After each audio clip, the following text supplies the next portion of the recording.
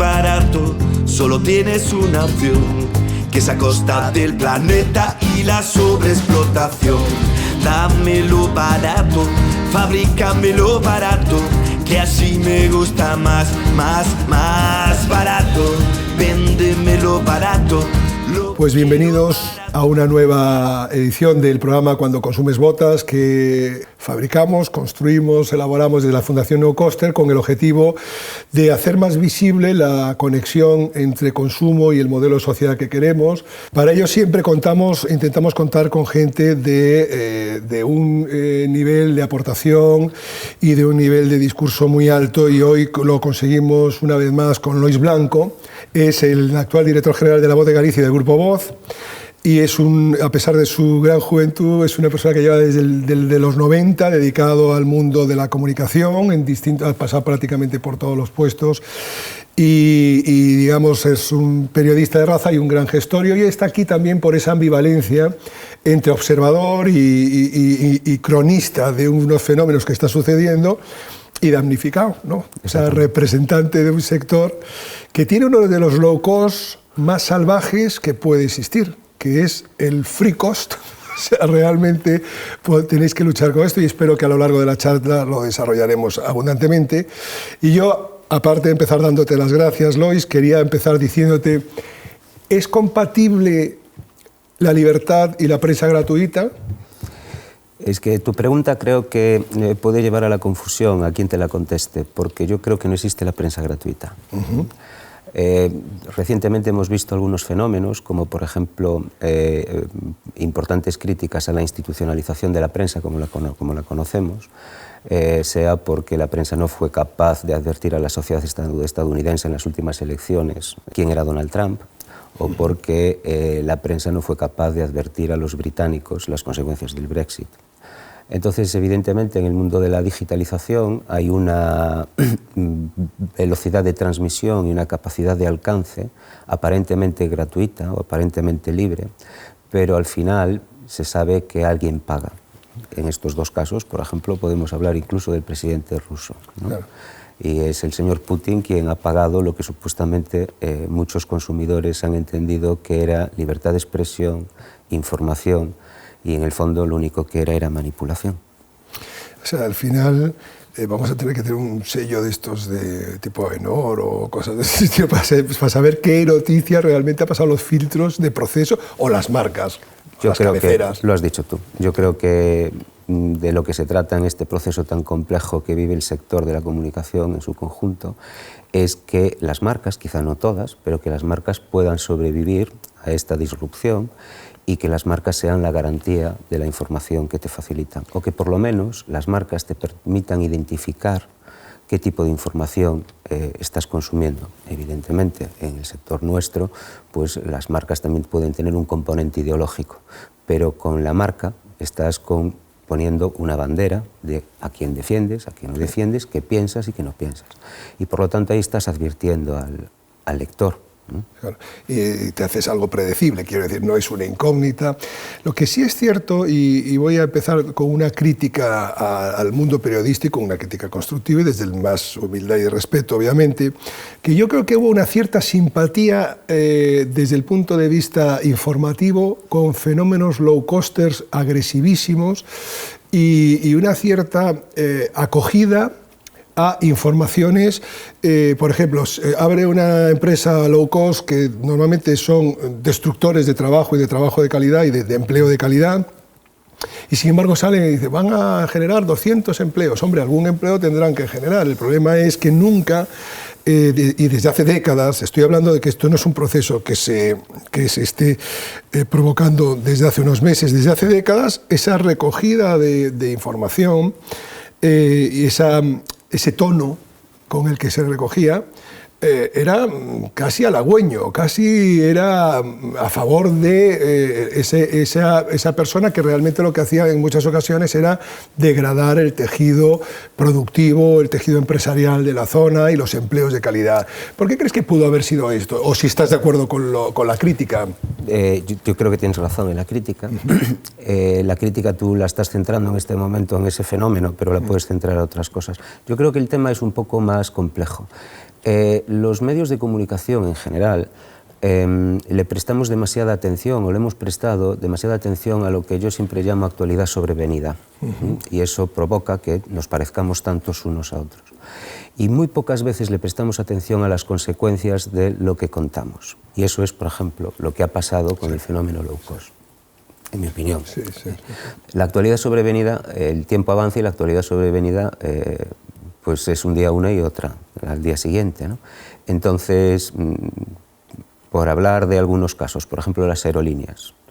Las aerolíneas yo creo que en algún momento dado tuvieron un empujón muy importante a favor de los medios de comunicación. Hoy los medios de comunicación son un problema para las aerolíneas de bajo coste. Claro, porque han sido otros miembros de la sociedad los que han tomado la voz en cuestiones de este tipo. Muchas veces los clientes por un mal servicio, muchas veces los trabajadores por unos derechos laborales totalmente destructivos, y todo puede ir cambiando. Los medios nos tenemos que hacer autocrítica por no haber visto las cosas con más perspectiva, pero la misma autocrítica nos la podríamos hacer ahora con las cosas que están pasando también, ¿no? ¿Tú auguras que a lo mejor en el mundo de la comunicación puede haber algo parecido, una especie de tarifa plana por acceder como visión? Es que nosotros vivimos en una burbuja en España. Nosotros vivimos en una burbuja. Los medios de comunicación se confiaron en tener decenas de miles, en algunos casos millones de usuarios únicos, pensando que podrían vivir de esa publicidad, ¿no? que les daría esa masa crítica tan importante. Hoy se dan cuenta de que eso no es sostenible.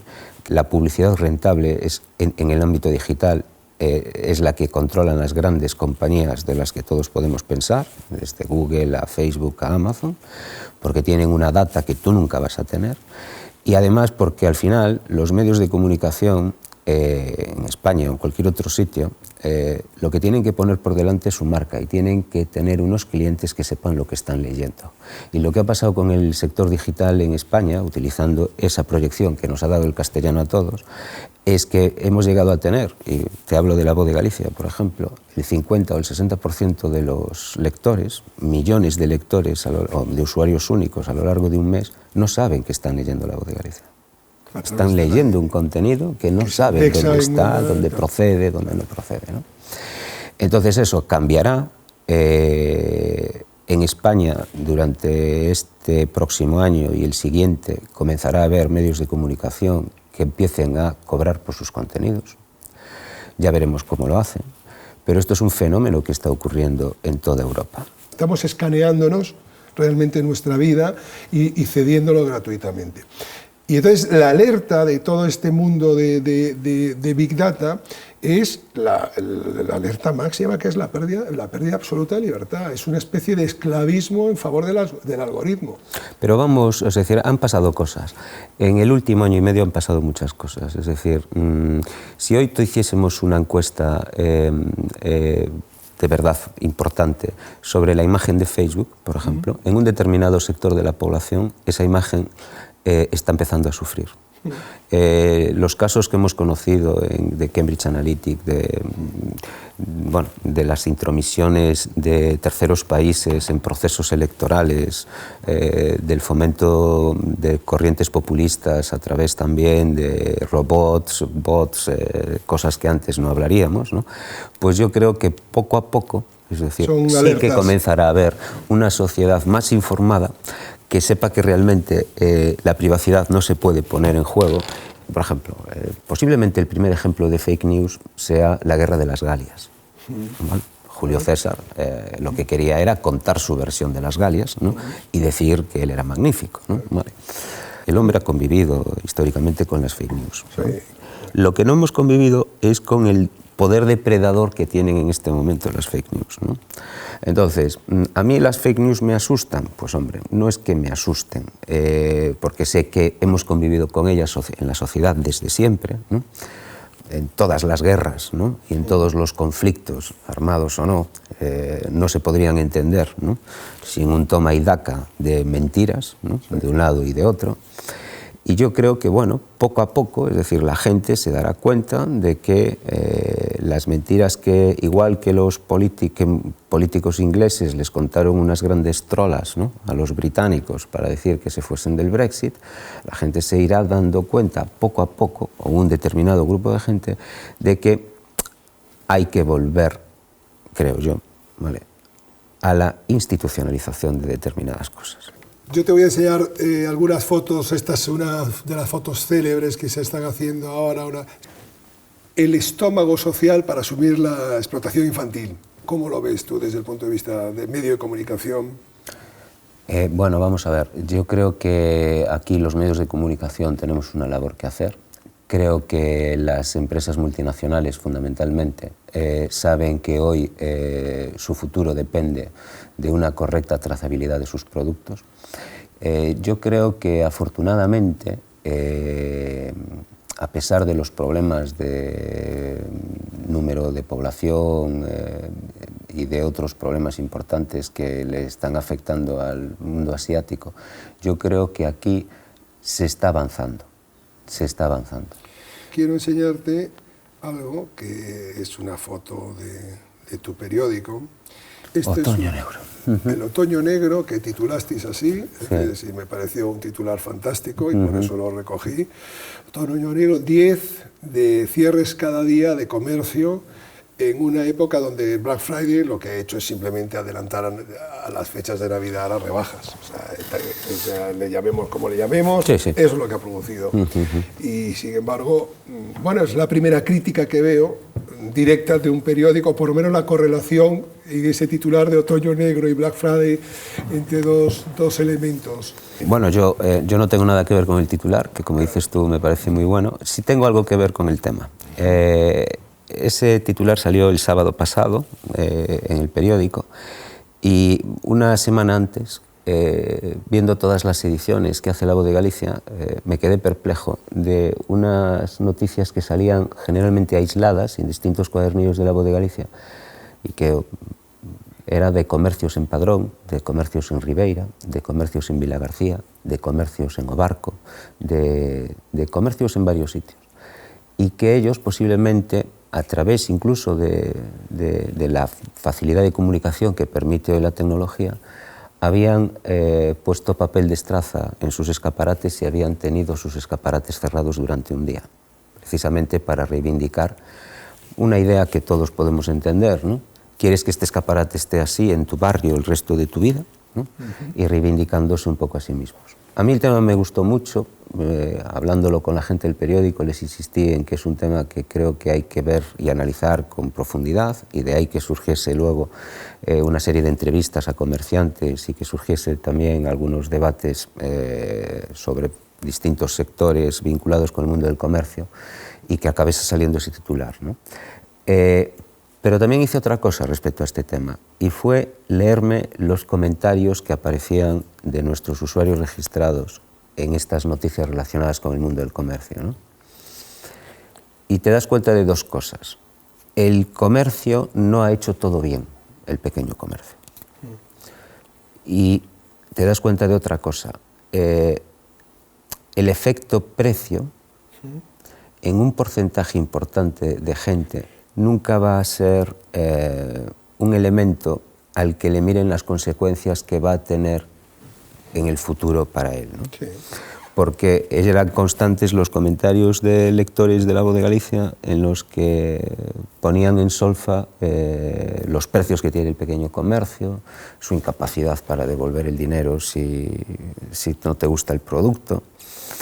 Entonces, bueno, yo creo que evidentemente el pequeño comercio tiene un problema aquí y en el resto del mundo. Mira, hay otra cita de otro humorista, de Groucho Marx, en un programa que hacían que decía acelere Ravel y dice, ¿para qué tanta prisa si no sabemos a dónde vamos? Y dice, por eso, acabemos cuanto antes con esta farsa, ¿no? Por eso yo creo que una de las grandes frases del mundo del cine y de la televisión, porque en este caso viene de la televisión, era una telenovela que se llamaba A Escrava Isaura, que decía, es urgente esperar. Es urgente esperar, muy bueno, muy bueno. Es urgente esperar. Pues con esa urgencia vamos a dar por finalizar la charla de hoy. La verdad es que ha sido muy interesante, como no esperaba menos. Pues muchas gracias. Nos queda latente esas ganas de libertad que siempre ha representado la prensa, y yo sé que la representas tú porque te conozco y sé cómo piensas, y ese compromiso que de alguna forma a mí como ciudadano me hace sentir más tranquilo de que la prensa esté tomando conciencia de su rol, de su verdadera importancia, y de que de alguna forma vamos a tener que entre todos inventar cosas, inventar algo, elementos que conecten la trazabilidad de las noticias, y agradecerte la presencia. A ti por pensar en mí, y encantado.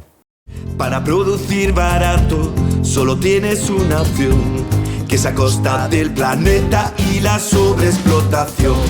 Dámelo barato, fabrícamelo barato, que así me gusta más, más barato. Véndemelo barato, lo quiero barato, que así me gusta más.